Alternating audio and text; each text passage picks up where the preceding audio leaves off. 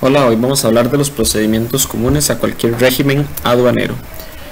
Dentro de los procedimientos que están adecuados para todos los regímenes aduaneros están las actuaciones previas a la declaración aduanera, o sea, todo lo que se hace antes de presentar la declaración. Uno de esos procedimientos, de esos dos procedimientos que se dan antes de presentar la declaración, es el examen previo. El examen previo es una verificación física de las mercancías, pero no la hace la aduana, sino que la hace el agente aduanero con el único objetivo de conocer que si lo que está declarando su cliente es exactamente lo que está en el almacén fiscal. Si el agente aduanero no realiza este examen previo, pues básicamente queda en indefensión después, no se puede defender para decir que hubo algún error. Entonces tiene que hacer el examen previo con el objetivo de evitar cualquier error que pueda surgir en cuanto a la declaración de las mercancías. Cuando tenga dudas durante ese examen previo, el agente aduanero lo que va a hacer son consultas técnicas. Estas consultas técnicas las va a hacer el agente aduanero, la persona encargada, con el objetivo de conocer, de saber si la mercancía está bien clasificada o si lo que él está haciendo o considerando una mercancía de cierto tipo lo es o no. Imaginémonos, por ejemplo, un químico, ¿verdad? Entonces, ¿a dónde lo enviamos? Al laboratorio aduanero, con el objetivo de que ahí se revise, nos devuelvan una consulta técnica ya respondida y podamos clasificarlo de forma correcta. Esa consulta técnica pues nos va a permitir salvarnos, ¿verdad? Curarnos en salud sobre actuaciones que posteriormente la aduana pueda dar. Ya con la declaración, que es este documento que vemos en pantalla, vamos a lograr destinar la mercancía a un régimen. La declaración, bueno, se presenta para todas las mercancías, sea cual sea el régimen al que se sometan, y puede presentarla tanto el agente aduanero como de oficio a la aduana, pero el agente aduanero es el que normalmente la presenta en el caso de la importación definitiva y se hace mediante el sistema TICA. Es una expresión de voluntad de importar las mercancías o de colocarlas en algún régimen y se acepta ella voluntariamente, disculpen. Además de ser autodeterminada, es decir, los impuestos, los permisos, los certificados de origen los va a gestionar el agente aduanero. Dice que la realiza bajo fe de juramento este agente aduanero y ahí establece todos los datos del consignatario, que es su cliente, la persona que lo contrató para la importación definitiva de las mercancías. Así que esa declaración aduanera, además, tiene que estar seguro él que cumple con todas las regulaciones, ya sea los impuestos o las regulaciones no arancelarias como permisos que rigen para esas mercancías. ¿Qué documentos tienen que acompañar a la declaración aduanera? Obligatoriamente la factura comercial. Si no existiera factura comercial, entonces habrá que presentar una declaración jurada donde se establece el valor de esas mercancías con documentos probatorios. El certificado de origen, que se utiliza únicamente cuando la mercancía viene amparada a un tratado de libre comercio. El conocimiento de embarque, que es la lista de las mercancías que provienen en el transporte.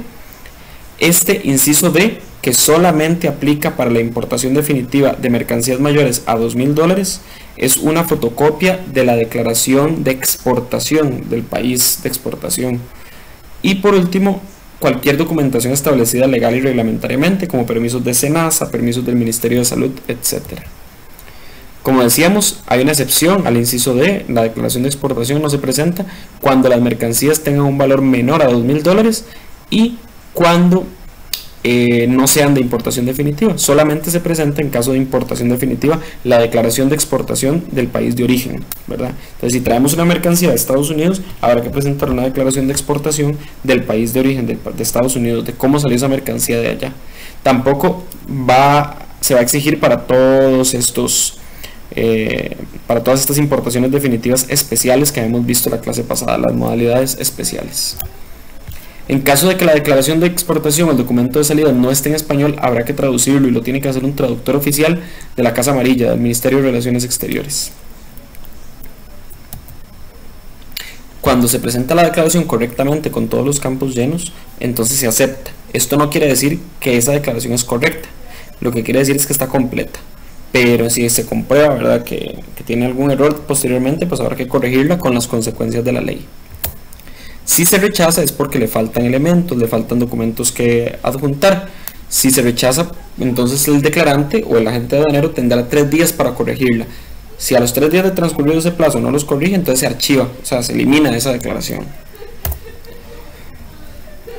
En cualquier momento que la gente aduanero sepa que hay errores en la declaración, entonces puede rectificarla con base al artículo 90. Eso sí, si el error causó algún delito, eso no implica que él deja de tener responsabilidad. Sin embargo, puede haber una rebaja en la multa o rebaja en la pena, ya que es él mismo el que lo está haciendo, ¿verdad? Esta rectificación se puede dar en cualquier momento, es decir, hasta los 4 años posteriores de la presentación de la declaración. Y si hay una diferencia de aranceles o de impuestos, pues habrá que pagarlos, ¿verdad? Además, cuando el agente o el importador se dé cuenta que existe un vicio de nulidad en su declaración, es decir, que él importó carcasas para celular con color celeste y le mandaron color rojo, por ejemplo, entonces él puede desistir y tiene 8 días hábiles después del desistimiento, que tiene que hacerlo antes de que se autorice el levante de las mercancías, o sea, antes de poder llevarse las mercancías, tiene 8 días hábiles para someterlas a otro régimen. No va a poder someterlas al mismo régimen en que estaban. Si hizo una importación definitiva, no puede someterlas al mismo régimen de importación definitiva. Si no solicita el cambio de régimen, cae en abandono a favor del Estado. Es decir, el Estado se las deja y las subasta. El desistimiento es irreversible, es decir, no se va a poder destinar las mercancías al mismo régimen si se desiste de este. Y aparte, que no va a exonerar a la persona de los delitos y las infracciones administrativas y tributarias. Imagínense un cargamento de piña, pues que ha sido, se le ha colocado droga. Si la persona desiste de importarlo porque se dio cuenta de esto, no quiere decir que no vaya a ser juzgada, ¿verdad? La verificación son los pasos que realiza la aduana para ver que todo esté correcto.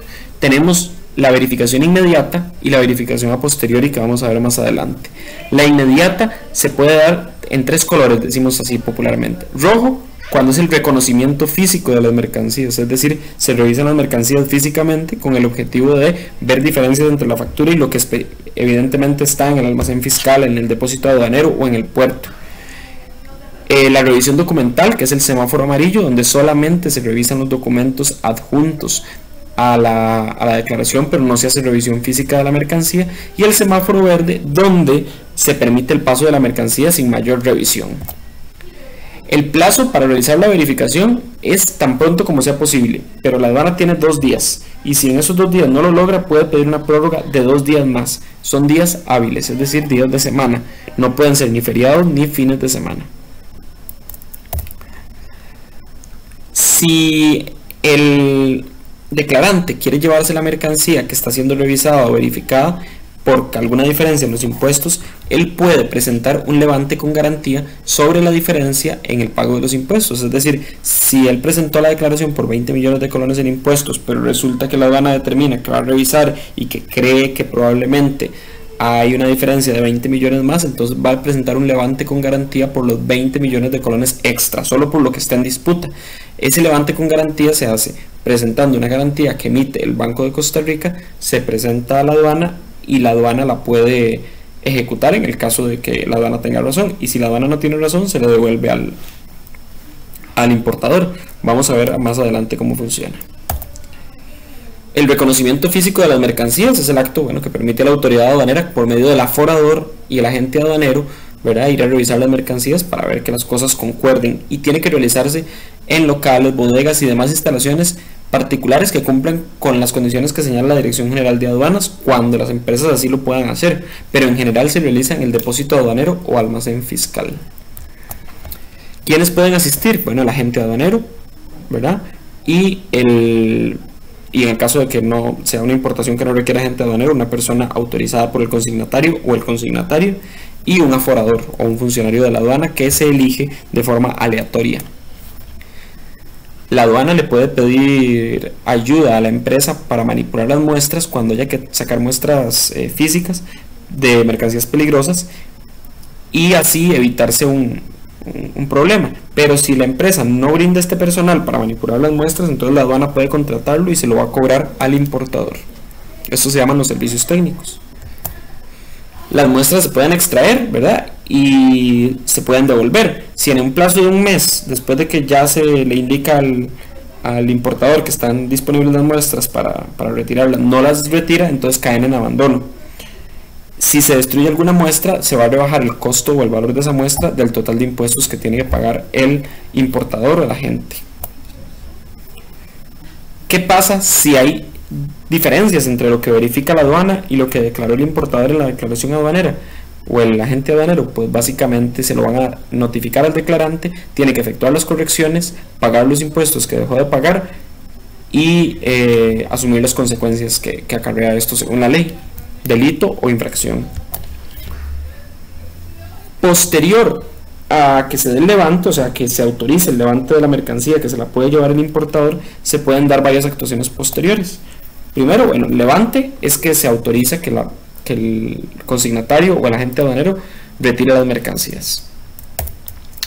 El levante con garantía se da cuando se permite, lo que les explicaba antes, se permite que se autorice el levante de las mercancías, pero hay algo en disputa todavía, hay una litis, hay un litigio que estamos esperando se resuelva en el tribunal aduanero, en la aduana o en tribunal nacional. Entonces se permite que se lleve las mercancías, pues para que no pierda dinero, se deja una garantía sobre lo que está en disputa, ¿verdad? El monto que la aduana considera que el importador dejó de pagar, y si la persona demuestra que tenía razón él, entonces el importador demuestra que el que tenía razón era él, la garantía se le devuelve.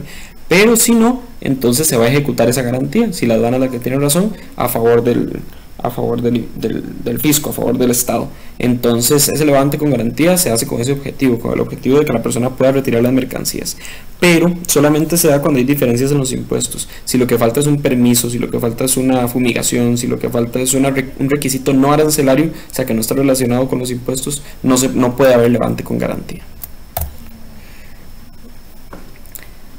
Si a partir de los 3 meses de haberse autorizado el levante con garantía no se ha presentado, digamos, el importador con una declaración diciendo que ya pagó los tributos, no va a poder, se va a tener que ejecutar la garantía, ¿verdad? Lo que les explicaba antes. Pero en el dado caso de que sea un tribunal que está resolviendo, la garantía se va a tener que resolver, se va a tener que ejecutar hasta tanto no resuelva el Tribunal Aduanero Nacional, por ejemplo. O sea, hay que esperarse todo el tiempo. Los 3 meses es solamente cuando, por ejemplo, el importador no puso una apelación más, sino que abandonó el proceso. Entonces a los 3 meses se ejecuta la garantía. Pero si hay un proceso legal, un proceso administrativo, entonces hay que esperarse que termine ese proceso para ejecutar la garantía. Y si el proceso más bien falla a favor del importador, pues hay que devolverle el dinero, ¿verdad? Esa garantía se devuelve.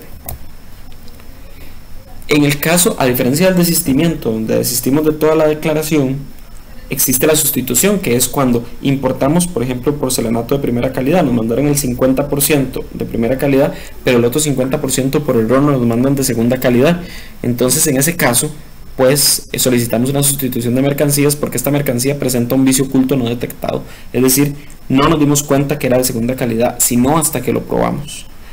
Y no satisfagan los términos del contrato respectivo, es decir, no era lo que esperábamos. Por lo tanto, en ese caso se puede solicitar una sustitución a la empresa en el extranjero y se le solicita a la aduana, se le informa a la aduana que vamos a sustituir esas mercancías para poder cumplir con lo que originalmente nosotros queríamos importar.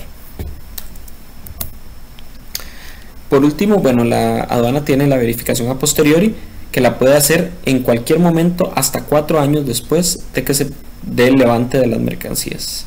Es decir, después de que se da el levante, tiene 4 años que guardar los documentos el agente aduanero para que la aduana en cualquier momento pueda realizar una verificación a posteriori.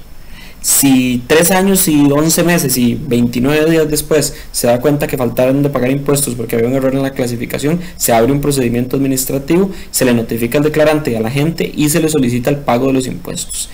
El adeudo que no se canceló, o sea, los impuestos que no se cancelaron, tienen que ser pagados a el día de hoy con intereses. O sea, va a tener que considerar los intereses para el pago de los mismos. Esa verificación a posteriori se puede dar en cualquier momento 4 años después del levante. Muchísimas gracias y ojalá que les sirva bastante esta presentación